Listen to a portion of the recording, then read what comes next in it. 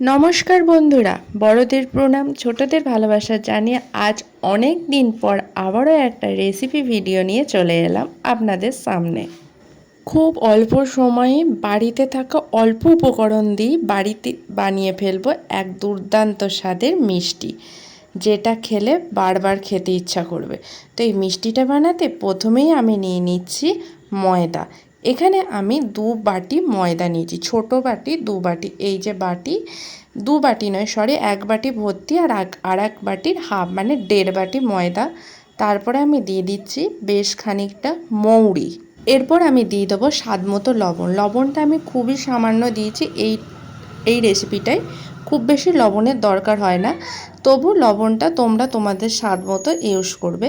এরপরে মৌরি আর লবণটা ময়দার সঙ্গে খুব ভালো করে মিশিয়ে নেব।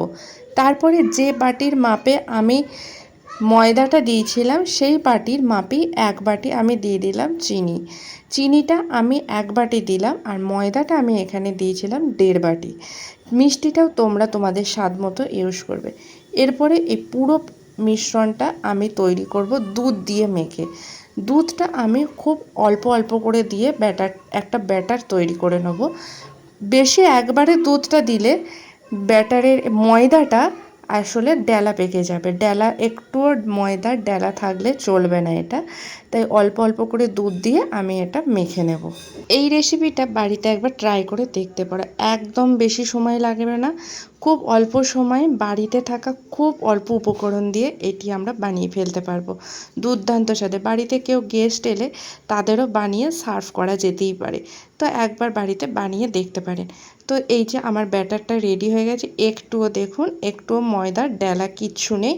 আর ব্যাটারের থিকনেসটা ঠিক এরকম হবে, এর থেকে বেশি পাতলা হবে না, আবার এর থেকে বেশি মোটাও হবে না, ঠিক এরকম থিকনেসে ব্যাটারটা করে নিতে হবে। তারপরে আমি দিয়ে দিয়েছি কড়াইয়ে তেল গরম করতে। তেলটা গরম হয়ে গেলে এরপরে আমি দিয়ে দেব ওই হাতার করে তুলে তুলে একটা একটা করে বড়ার সার মতো করে এটি ভেজে নেব। তেলে দিয়ে দিয়েছি, তেলে যাই দিয়েছি না, আমার এইগুলো একদম হয় না, একটু করে এই লেজ বেরিয়ে যাবে। তো কি করা যাবে চলুন, তো সব কিছুই মানিয়ে নিতে হবে। এই যে আমার এই কী সুন্দর ফুলে উঠেছে, একদম লুচির মতো ফুলে উঠবে। এটা ঠিক মালপোয়ার মতো খেতে হয়। তো দোকানের মালপোয়া অনেকেই কিনে এনে খান, অনেকে গুড় পিঠে কিনে এনে খান, তো বাড়িতেই যদি এরকম মালপোয়া তৈরি করা যায় তো কেমন হয়। তো এই যে আমার এটা ভাজা হয়ে গেল। এইভাবেই আমি সমস্ত ব্যাটারটা এইভাবে আমি ভেজে নেব লাল লাল করে, খুব বেশি কড়া করব না। এই যে ওইটি আমার ভাজা হয়ে গেছে, ঠিক একইভাবে আমি আবারও দিয়ে দেব ওই হাতায় করে। এই দেখুন, ঠিক ওই বেশি, আর হ্যাঁ, গ্যাসের ফ্লেমটা একদম হাই ফ্লেমে দেবেন না, দিলে কি হবে ওপরটা তাড়াতাড়ি হয়ে যাবে, ভেতরটা একদম কাঁচা থাকবে, খেতে একদম ভালো হবে না। তো আস্তে আস্তে করে আমি আবারও আর একটা তেলে দিয়ে দিলাম, আর খুব সুন্দর ফুলে উঠছে, দারুণ ব্যাটারটা মাখা হয়েছে। ব্যাটারটা যদি শক্ত করে একটু টাইট করে মাখা হতো, থিকনেসটা যদি একটু মোটা হতো ব্যাটারের, তাহলে এইভাবে ফুলে উঠতো না আর খেতেও ভালো হবে না। তো এইভাবে আপনারা একবার বাড়িতে ট্রাই করতে পারেন। তো এইভাবে আমি সমস্ত ব্যাটারটা ভেজে নেব। তো চলুন আমি সমস্ত ব্যাটারের মালপোয়াগুলো এইভাবে ভেজে নিই। অনেকে এটাকে মিষ্টি পিঠেও বলে, তো আমি এটা মিষ্টি পিঠে হিসেবেই বানাচ্ছি।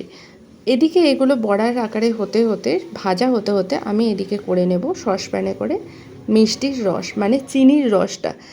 বড়াগুলো ভেজে নিয়ে তারপরে এটা এই চিনির রসে ডোবাতে হবে। এখানে আমি জল গরম করতে দিয়ে দিয়েছি, আর ওই জলের মধ্যে দিয়ে দিলাম একটা এলাচ ফাটিয়ে। আমার যেহেতু জলটা কম, মানে চিনির রসের পরিমাণটা কম, তাই এখানে আমি একটা এলাচ দিলাম। আপনাদের যদি পরিমাণটা বেশি থাকে তাহলে এখানে আপনারা 2টো এলাচ ব্যবহার করবেন। তো এইটা আমার ফুটে এলে, রসটা হয়ে গেলে, এখন এটাকে আমি বেশ খানিকক্ষণ ফুটতে দেবো। এই যে এটা আমার ফুটে গেছে, এই রসটা আমার হয়ে এসেছে, তাই একটু হাওয়ার মুখে আমি একটু নাড়িয়ে দিলাম। এই যে দেখুন একদম রসটা পারফেক্ট হয়ে গেছে। এবার এটা আরেকটু ফুটিয়ে নিয়ে এটাকে আমি ঠান্ডা হতে দেবো, কেননা এই গরমের মধ্যে বড়াগুলো এই মধ্যে দিলে, চিনির রসের মধ্যে দিলে সমস্তটা ফেটে যাবে, তাই আমি এটা ঠান্ডা হতে দেবো। এই দেখুন পুরো পারফেক্ট এটা আমার চিনির রসটা রেডি হয়ে গেছে। এবার গ্যাসের ফ্লেমটা অফ করে এটাকে আমি চাপা দিয়ে রেখে দেবো। দাঁড়ান গ্যাসের ফ্লেমটা অফ করে দিই।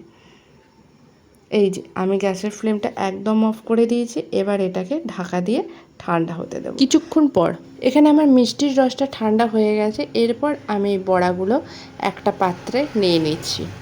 সমস্ত বড়া আমি এই পাত্রের মধ্যে নিয়ে নেব।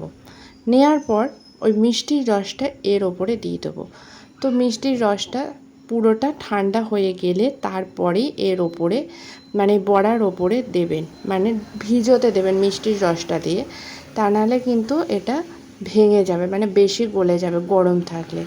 তো এরপরে আমি এই যে মিষ্টির রসটা এই বড়াগুলোর ওপরে দিয়ে 2 মিনিট ঢাকা দিয়ে রেখে দেব, যাতে সমস্ত রসটা আমার এই বড়াগুলোর ভেতরে ঢুকে যায়। এই যে আমি যেগুলো একটু ওপরে আছে সেইগুলোর ওপরেও আমি এই চামচে করে হালকা হাতে একটু নরম হালকা হাতে, বেশি চাপ দেবেন না, তাতে ভেঙে যাওয়ার ভয় থাকছে।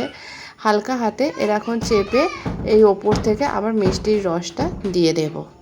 সমস্ত বড়াগুলোকে আমি রসের মধ্যে ডুবিয়ে দিয়ে আমি 2 মিনিটের জন্য এটা ঢাকা দিয়ে রেখে দিলাম।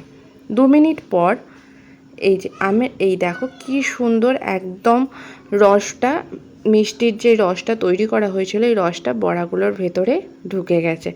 একদম দারুণ রসের টইটুম্বর হয়ে উঠেছে। তো দেখতেও খুব ভালো হয়েছে, খুব নরম হয়েছে। তো এইভাবে একবার এই রেসিপিটা ট্রাই করতে পারেন। তো এবার আমি এটা একটা প্লেটে সার্ভ করে দিচ্ছি। আর আমার এই রেসিপিটা কেমন লাগলো কমেন্ট করে জানাবেন।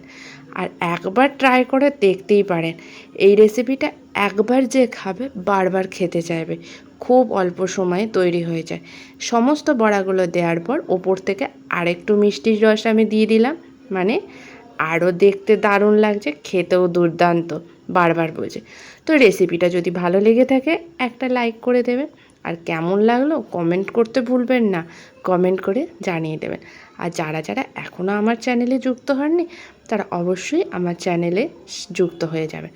আপনাদের একটা তুলে দেখায় কেমন, কতটা নরম হয়েছে আর কীরকম খেতেও হয়েছে, সেটা আর কী করে বুঝবেন খেতে কেমন হয়েছে, সেটা আপনাদের বানাতে হবে।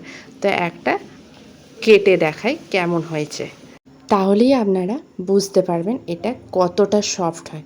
আর রসে ডুবে তো আরও নরম হয়ে গেছে। এই যে দেখুন, কাছ থেকে একটু দেখাই, এই যে ভেতরটা দেখেছেন কতটা ফেঁপে উঠেছে, আর ওপর থেকে রসে টইটুম্বর, ভেতরেও দারুণ রস ঢুকেছে। তো খেতে খুব ভালো হয়েছে, অসাম খেতে, দারুণ খেতে হয়েছে। টাটা বন্ধুরা।